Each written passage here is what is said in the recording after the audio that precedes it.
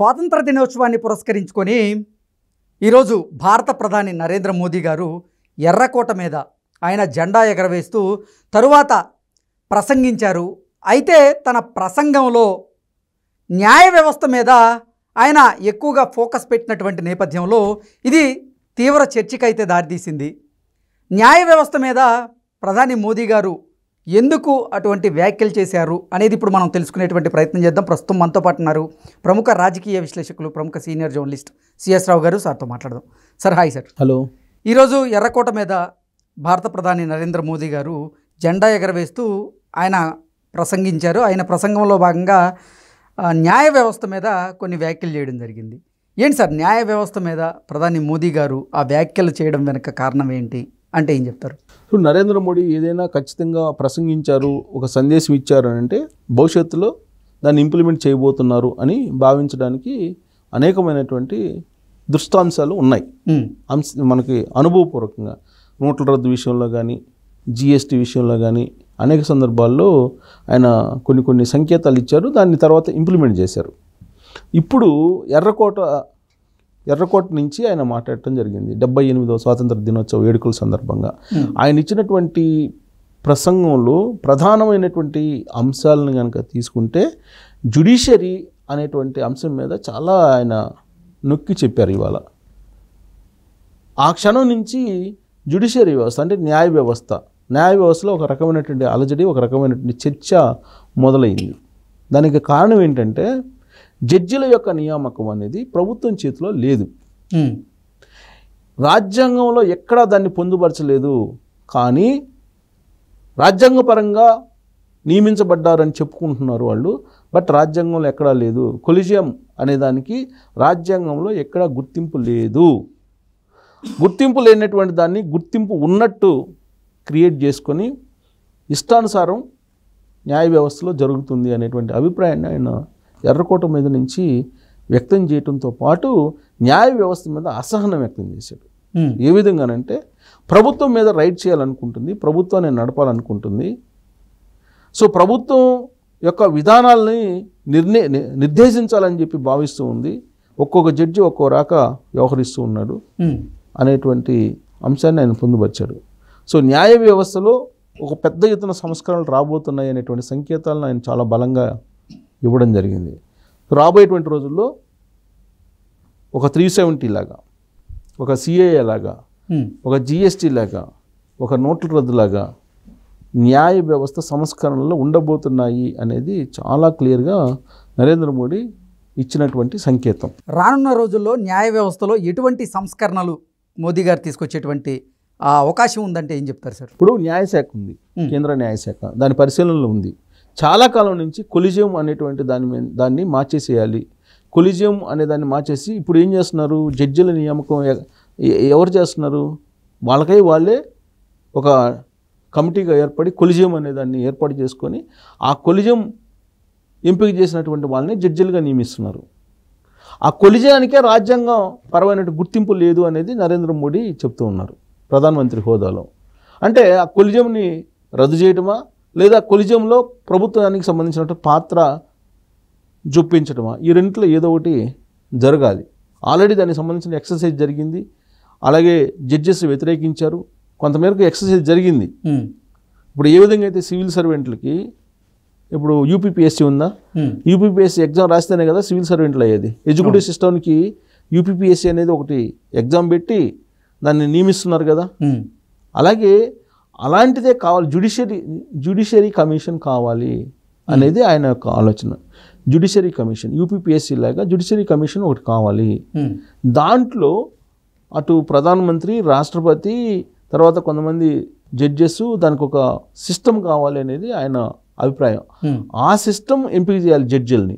కానీ ఇప్పుడు జరుగుతుంది ఏంది, కొంతమంది గ్రూప్ ఆఫ్ జడ్జెస్ కలిసి కొలిజియంగా ఏర్పడి వాళ్ళు సీనియారిటీ లెక్కనో లేదంటే ఇతరతర కారణాలను చూపో జడ్జిలను ఎంపిక చేస్తున్నారు.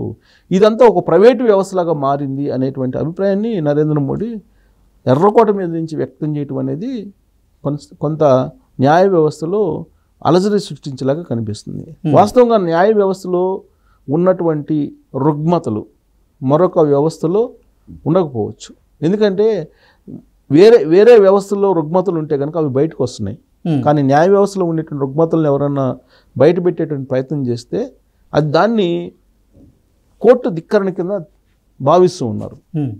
అదే వాళ్ళు వచ్చి బయట పెడితే అది తప్పుగా పరిగణించట్లేదు. మనం ఒక 4-5 సంవత్సరాల క్రితం వెళ్తే అప్పుడు జస్టిస్ చెల్మేశ్వర్ వీళ్ళందరూ అప్పుడు సుప్రీంకోర్టు జడ్జిలుగా ఉన్నారు. ఆ సమయంలో జడ్జిలు 2గా చీలిపోయారు. భిన్నాభిప్రాయాలతోటి మీడియా ముందుకు వచ్చారు. మీడియా ముందుకు వచ్చి ఏం చెప్పారు వాళ్ళు, జ్యుడిషియరీ వ్యవస్థలో చాలా అవకతవకలు ఉన్నాయి, అక్రమాలు జరుగుతున్నాయి, న్యాయం జరగట్లేదు, నాట్ బిఫోర్ లాంటి పెట్టుకొని కొంతమంది చేస్తున్నారు అని రకరకాలుగా చెప్పారు. రకరకాలుగా వాళ్ళ అభిప్రాయాలను వ్యక్తం చేశారు. వ్యక్తం చేసి దాంట్లో ఉండే రుగ్మతలను బయట పెట్టారు. వాళ్ళే పెట్టారు. మరి వాళ్ళే పెట్టినటువంటి రుగ్మతల్ని మీడియా మాట్లాడకూడదు, పొలిటీషియన్స్ మాట్లాడకూడదు, ఈ భారతదేశంలో ఉండేటువంటి పౌరులు ఎవరు కూడా క్వశ్చన్ చేయడానికి లేదన్నట్టుగా న్యాయ వ్యవస్థలో ఉంది. మాట్లాడితే దాన్ని కోర్టు ధిక్కరణ అనేటువంటి పదంతో ఎవరిని మాట్లాడకుండా చేస్తూ ఉన్నారు. అందుకే ఇప్పుడు కొలిజియం అనేదాన్ని అసలు రాజ్యాంగం గుర్తింపు లేదు అనేది నరేంద్ర మోడీ చెప్తున్నారు. కొలిజియంకి రాజ్యాంగం గుర్తింపు లేదు. అలాంటప్పుడు కొలిజియం నియమించేటువంటి జడ్జిలకు రాజ్యాంగపరమైన గుర్తింపు ఎలా ఉంటుంది అనేటువంటి ఒక అంశాన్ని లేవనెత్తాడు. ఈ అంశాన్ని లేవనెత్తాడు నరేంద్ర మోడీ అంటే ఖచ్చితంగా దీనికి సంబంధించినటువంటి భారీ సంస్కరణలు జరగబోతున్నాయి అని చెప్పి మనం భావించడానికి 100% అవకాశం ఉంది. ఇదొక అంశం ఎర్రకోట మీద నుంచి జరిగినటువంటి ఇది. ఇక సరే, దాంట్లో ఉండేటువంటి ల్యాబ్సెస్ చాలా ఉన్నాయి. ఇప్పుడు మనకి జగన్మోహన్ రెడ్డి కేసులో తీసుకుందాం. పట్టాభి అనే అతని జడ్జిని ఏసీబీ ట్రాప్ చేసింది కదా. అప్పుడు కూడా లక్ష్మీనారాయణ, వివి లక్ష్మీనారాయణ అప్పుడు జాయింట్ డైరెక్టర్ సిబిఐగా ఉన్నప్పుడే జరిగింది కదా. ఆయనే కదా, లక్ష్మీనారాయణ కదా పట్టించిన జడ్జిని, పట్టాభిని. సో ఇలా చాలా ఉన్నాయి. అలాగే ఇప్పుడు కేసులు మామూలు వాళ్ళు ఎవరైనా సరే సామాన్యులు వెళ్ళి కేసు వేస్తే దాని వాయిదా ఎప్పుడు పడుతుందో, మళ్ళీ ఎప్పుడు టేబుల్ మీదకి వస్తుందో తెలియదు.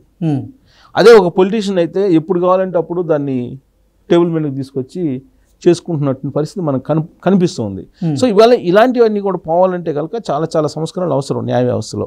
దీంట్లో ఎలాంటి సందేహం అవసరం లేదు. అదే అంశాన్ని ఆయన ప్రస్తావించారు. ఇక బంగ్లాదేశ్కు సంబంధించినటువంటి అంశాన్ని కూడా ప్రస్తావించారు ఆయన. ప్రస్తావిస్తూ మొత్తం 140 కోట్ల భారతీయులు ఆందోళన చెందుతున్నటువంటి పరిస్థితి ఇప్పుడు పక్కన ఉన్నటువంటి బంగ్లాదేశ్లో హిందువులు, సిక్కులు, జైనులు వీళ్ళని ఊచకోత కోస్తూ ఉన్నారు, హింస పెడుతూ ఉన్నారు. అందుకే ఆందోళన చెందాల్సిన పరిస్థితి ఇది.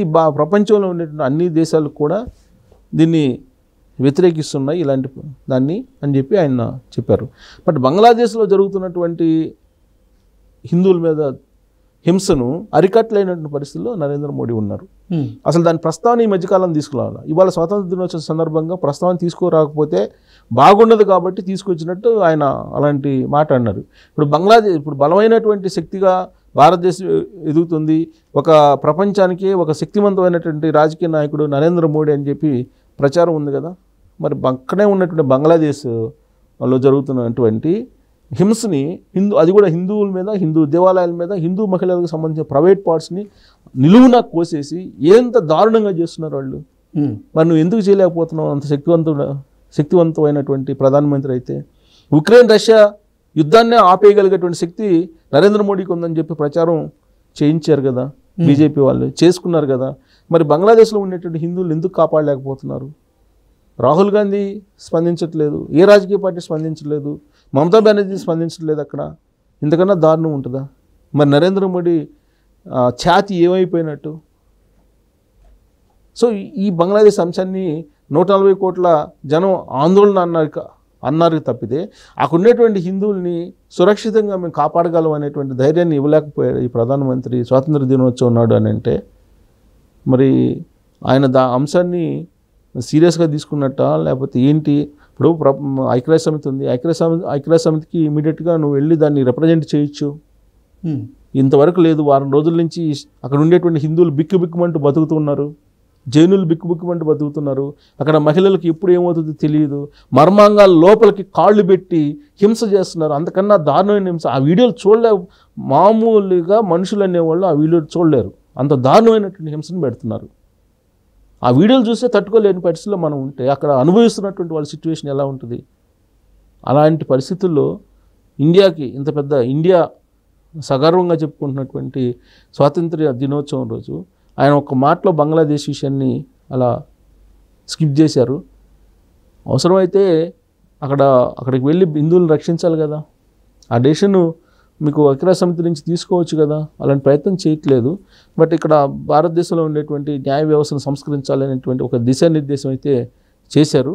హైలైట్ పాయింట్ ఏంటంటే ఆయన ఎర్రకోట ప్రసంగంలో, ఆయన ప్రసంగం అయిపోయిన తర్వాత నేషనల్ మీడియాలో లేదంటే నేషనల్ మీడియా వెబ్సైట్లో వచ్చినటువంటి ఏంటంటే ఆయన తలపాగాలు 2014లో ఆయన ప్రధానమంత్రి అయినప్పుడు ఏ తలపాగా పెట్టుకున్నాడు, ఇవాళ ఏ తలపాగా పెట్టుకున్నాడు అనేది చూస్తే ఒక్కొక్క సంవత్సరం ఒక్కొక్క తలపాగా పెట్టుకొని ఆయన నరేంద్ర మోడీ ప్రసంగించారనేది చూపిస్తూ వచ్చారు. అదొక పెద్ద హైలైట్ పాయింట్. ఆయన డ్రెస్సుల మీద కూడా గతంలో అనేక చర్చలు జరిగినాయి, ఆయన వేసుకుంటున్నటువంటి డ్రెస్సుల మీద. ఇప్పుడు స్వతంత్ర దినోత్సవ సందర్భంగా ఆయన పెట్టుకున్నటువంటి 11 తలపాగాలే ఉన్నాయి, 11, 12. సో ఆ 11, 12 తలపాగాలు ఇప్పుడు హైలైట్ అవుతున్నాయి. అలాగే ఎవరూ ప్రసంగించినటువంటి విధంగా ఈసారి ఎక్కువ సమయం ఆయన ప్రసంగించారు. గతంలో ఏ ప్రధానమంత్రి ఆయన రికార్డుని ఆయనే బద్దలు కొట్టుకున్నాడు అనేది నడుస్తుంది. సో ఆయన ఎంతసేపు మాట్లాడిన 1.5 మాట్లాడాడు. 96 నిమిషాలు గతంలో మాట్లాడారు, అది ఒక రికార్డులో ఉండేది. ఇప్పుడు ఈరోజు దాన్ని అధిగమించి 98 నిమిషాల పాటు మాట్లాడారు. ఎంతసేపు మాట్లాడారు అని కాదు, ఆ మాటల్లో ఎలాంటి సందేశం ఇచ్చారు అనేది ఇంపార్టెంట్. సో ఏం సందేశం ఇచ్చినట్టు భారతదేశానికి? మణిపూర్ అంశాన్ని ప్రస్తావించలేదు, బంగ్లాదేశ్ అంశాన్ని మాట్లాడకపోతే బాగుండదని చెప్పి మాట్లాడారు. జ్యుడిషియరీ వ్యవస్థను మొత్తాన్ని కంప్లీట్గా మార్చేస్తానని చెప్తున్నారు.